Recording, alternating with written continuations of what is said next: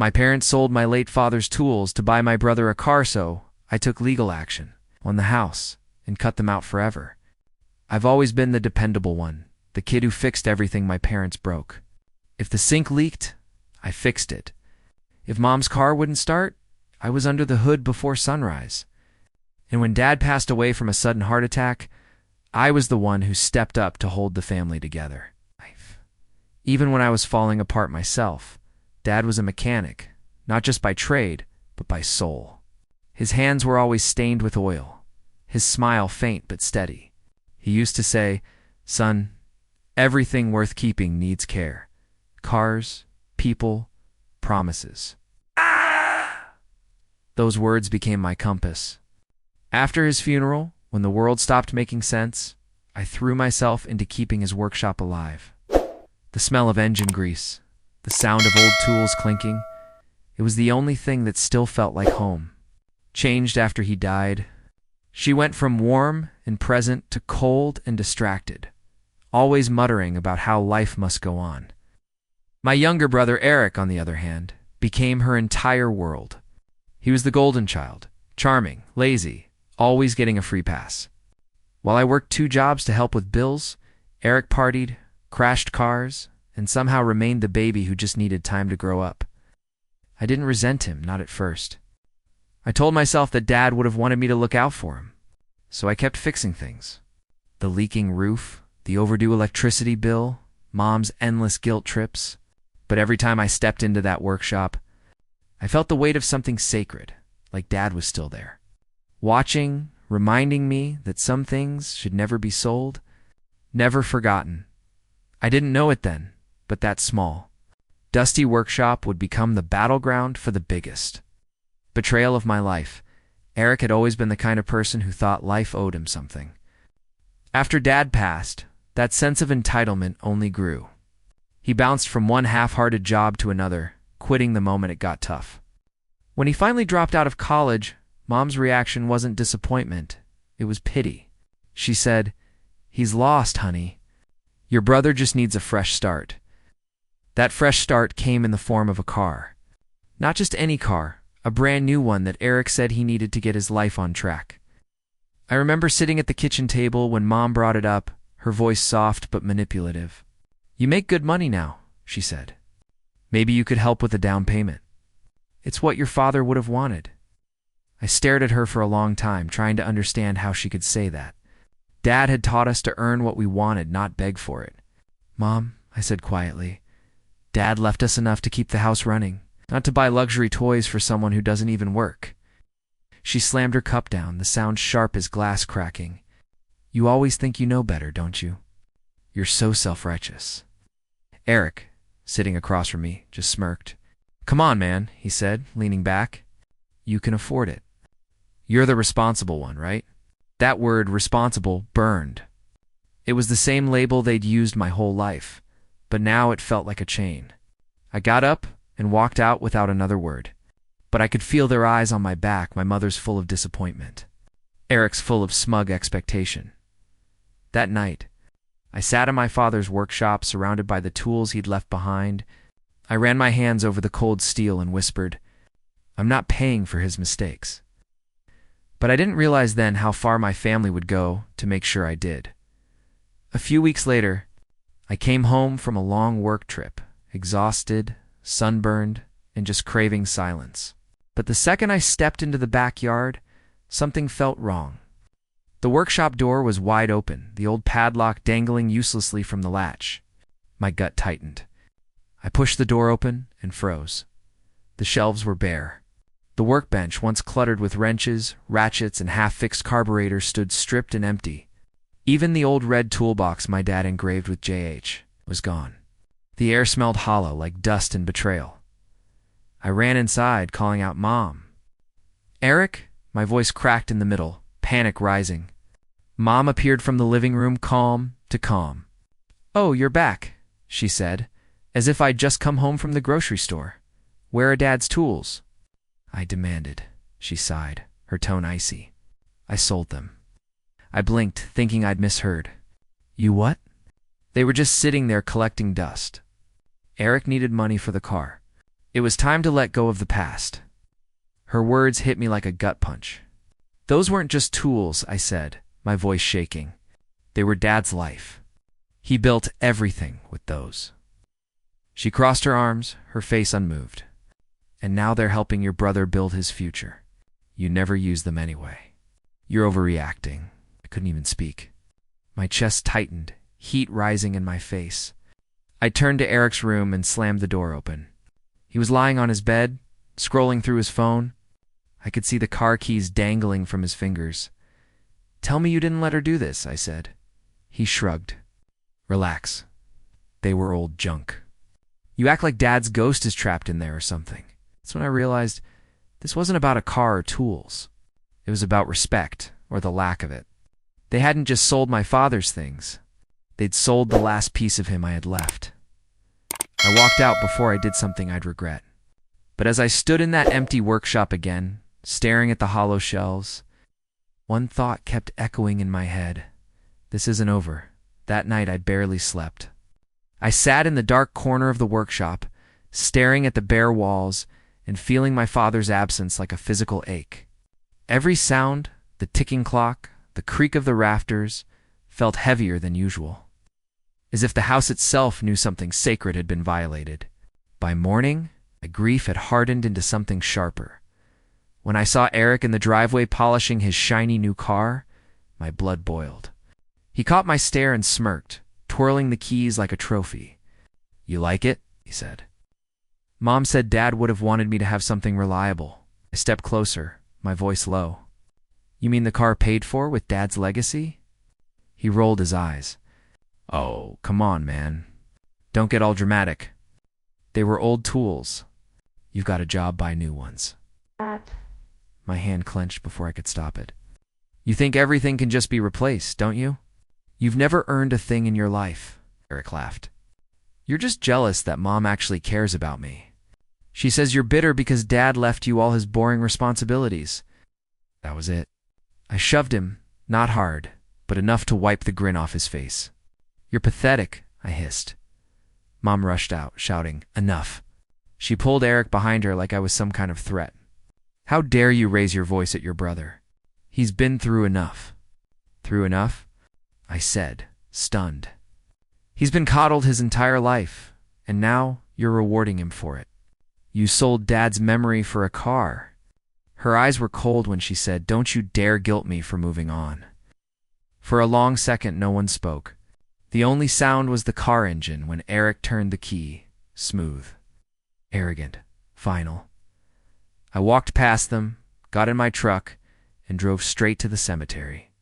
Standing by my father's grave, I whispered, "I couldn't protect what you built. But I promise you, Dad, I won't let them destroy what's left." It was the first time I truly meant it. The next few days felt like living in a fog. I'd walk past the empty workshop, half expecting to hear Dad's old radio humming or smell the faint trace of motor oil. It was gone, every piece of him erased. I couldn't sit still.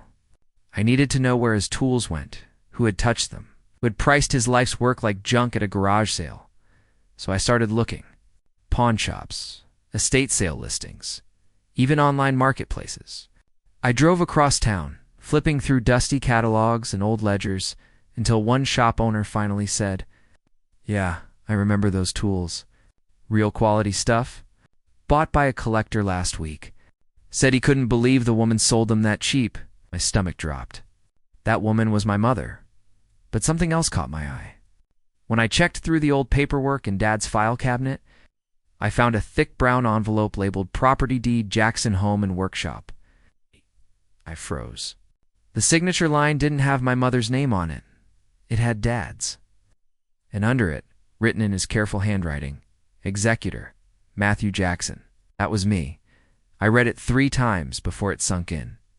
The house, the workshop, everything technically still belonged to my father's estate, not to her.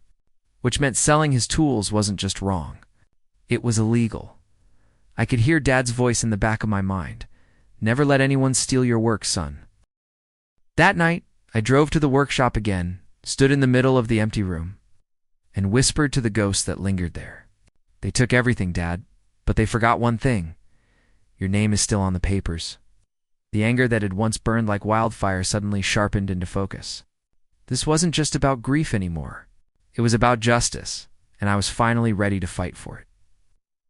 Part of me still wanted to believe there was a misunderstanding, that maybe she didn't know the house and workshop weren't legally hers to touch. But when I walked into the kitchen that evening, holding the deed in my hands, the look on her face told me everything. She didn't even flinch. "Oh, that old thing?" she said, waving her hand dismissively. "Your father just never got around to fixing the paperwork. You don't need to make a scene." I placed the document on the table, tapping my finger against the line where Dad's handwriting still lingered. "This says otherwise. He listed me as the executor. That means you had no right to sell anything that belonged to him." Her expression hardened. "Don't you dare talk to me like that. I kept this family together after he died while you were off working your little job, pretending to be some kind of hero." I could feel my jaw tighten. "You kept it together by taking and taking until there was nothing left. You let Eric rob Dad's memory, and you call it moving on." She leaned forward, eyes glinting with something cruel. "Your father loved Eric more than you, Matthew. You were always just the helper, the one who did what you were told." It felt like the air was sucked out of the room. Those words cut deeper than I expected. I wanted to shout, to break something, but instead, I just stood there, silent, shaking. Years of suppressed anger and loyalty tangled together until I couldn't tell which hurt more. Finally, I said, quietly but firmly, "Then consider this the last thing I'll ever fix for this family." I turned away, leaving her staring at the paperwork that would soon dismantle everything she thought she controlled. As I stepped outside, the evening air felt colder than usual. The sun was setting behind the workshop, painting it in gold like my father was watching. And for the first time, I knew exactly what I had to do. The next morning, sat in my truck outside a small law office downtown, gripping the steering wheel so hard my knuckles turned white. My father had raised me to believe family came before everything but standing there. I realized my family had already chosen greed over love long ago. It was time to stop fixing and start fighting. When I met with the lawyer, Mr. Daniels, I laid out everything, the sale of the tools, the deed, the executor clause, all of it. He listened quietly, nodding. When I finished, he said, "You've got a solid case. If your mother sold estate property without authorization, that's theft under inheritance law." Hearing that word theft made something click inside me. This wasn't just betrayal anymore. It was a crime against my father's memory. Daniels filed the paperwork that day, setting things in motion. I walked out feeling both sick and strangely calm. A week later, the first legal notice was delivered to my mother's mailbox. By evening, my phone exploded with calls. First Mom, then Eric, then distant relatives who hadn't cared about me in years. Mom's voicemail was venomous. "You're suing your own family? After everything I've done for you?" I didn't answer. Not once Eric showed up at my door a few days later, fuming. "You're ruining Mom's life. All because you're obsessed with Dad's junk." I stared at him, unflinching. They weren't junk. They were his legacy. "You both sold something you had no right to touch," he sneered. "You always think you're better than us. You're pathetic, man." I didn't rise to it. I just said, "Tell Mom she'll need a lawyer." As he slammed the door behind him, I looked back at my father's photo on the wall, the same calm eyes that had once told me, "Do what's right, even if you stand alone." So I did. I stood alone, and for the first time, I wasn't afraid. When the lawsuit became public record, everything exploded. Word spread fast in our small town. Matthew Jackson is suing his own mother. Suddenly, I was the villain in every whispered conversation at the grocery store, the traitor in every family group chat. My mother played her part perfectly, crying to neighbors, posting vague Facebook updates about being betrayed by the child she sacrificed everything for. First it stung. Seeing her manipulate everyone so easily made me question myself. But then the messages started rolling in, quiet private ones from people who'd known my dad. Old coworkers, friends, even customers from his shop. They said things like, "Your father would be proud," or "I always knew you had his integrity." And just like that, the noise started to fade. Meanwhile, Eric's life began to unravel. The car payments he'd promised to handle didn't magically pay themselves. Mom had used almost everything from the tool sale, and now legal fees were piling up. I heard through a cousin that he was trying to sell the car, desperate for cash. The irony didn't escape me. The car that caused all this chaos was now his burden. Mom called me one night. Her voice trembled, but not with remorse, with fury. "You're destroying this family, Matthew." "For what? For some tools in an empty workshop?"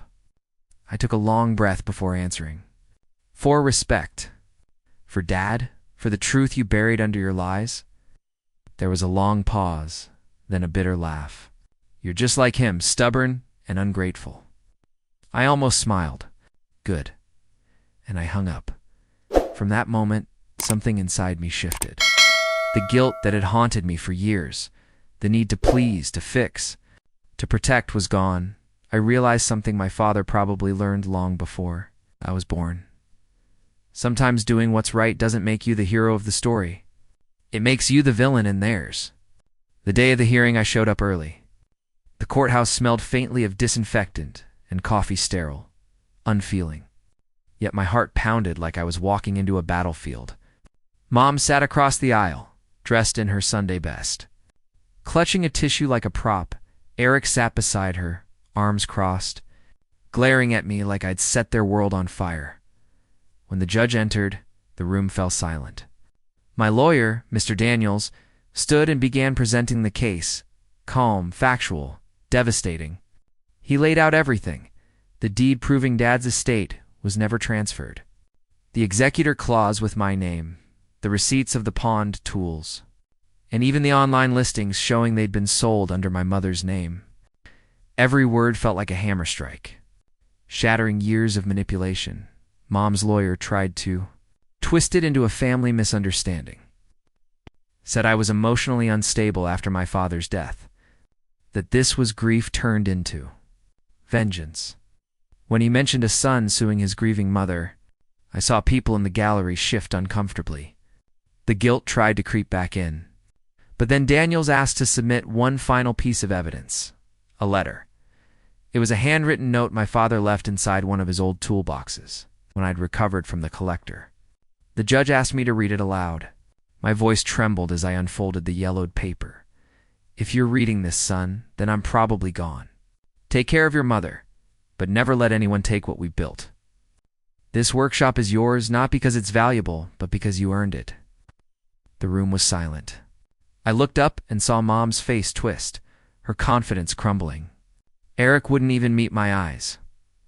When the judge finally spoke, his tone was firm, given the evidence. "The estate's ownership remains under the late Mr. Jackson's executor, his son, Matthew Jackson." I didn't smile. I didn't celebrate. I just sat there, breathing, for the first time in years. It felt like oxygen actually reached my lungs. But deep down, I knew this wasn't the end. Winning on paper wasn't the same as peace.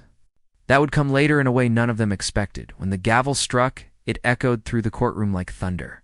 The judge's final words still rang in my ears. "The property and assets of the late Mr. Jackson's estate shall remain under the authority of his executor, Matthew Jackson." I had one. On paper, I'd reclaimed everything. The house, the workshop, even the rights to Dad's name and tools. But victory didn't feel like I imagined. It didn't feel like triumph. It felt quiet, heavy. Mom burst into tears, not the kind born from regret, but from humiliation. "You'll regret this," she shouted as the bailiff escorted her out.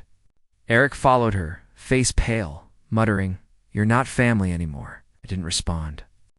I just stood there, numb, as the courtroom emptied around me. That night, I returned to the house. My house.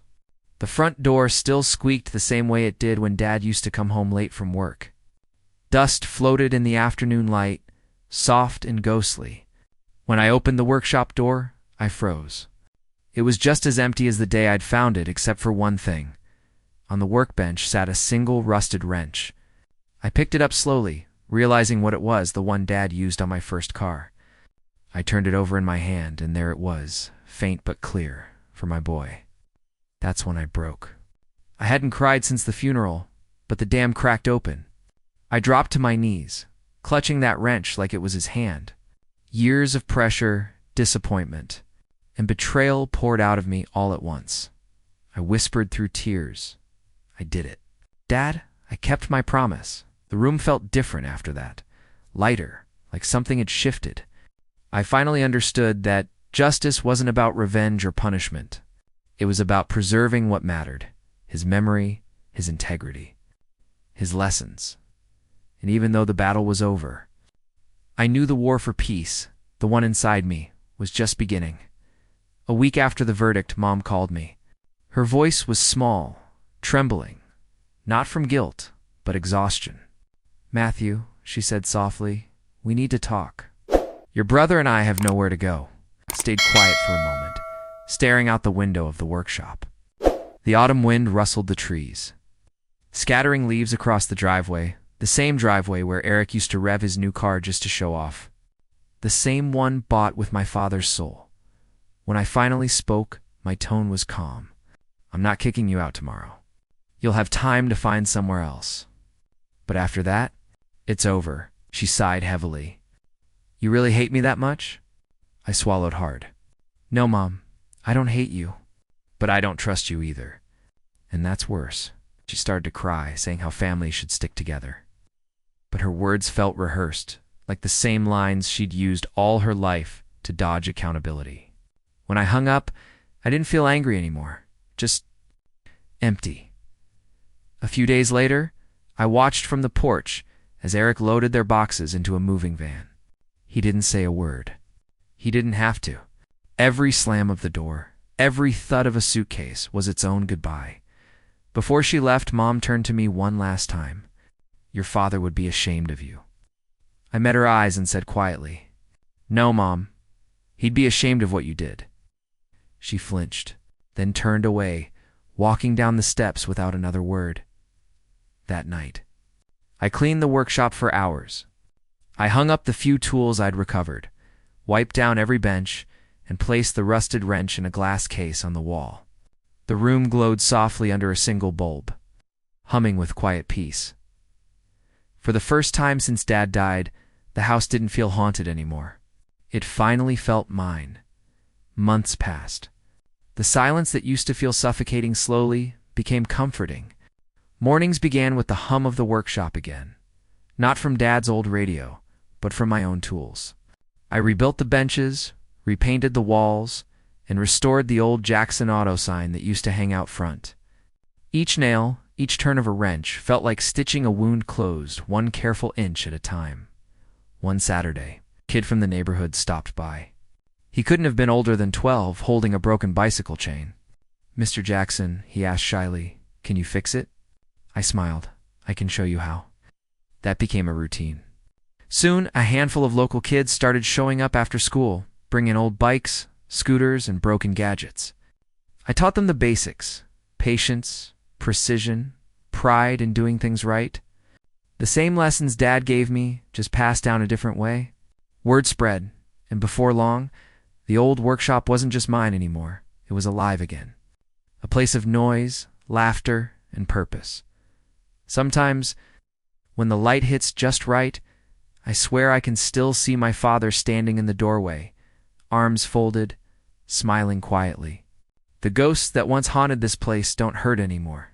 They remind me of why I fought. I don't talk to Mom or Eric now. Not out of hate, but out of peace. Some stories don't need closure. They need distance. And maybe that's okay. Because every time I hand a kid a wrench and say, "Try again, you'll get it this time," I hear my dad's voice echoing the same words from decades ago. They sold his tools. They tried to erase his name. But they forgot one thing. You can't sell legacy.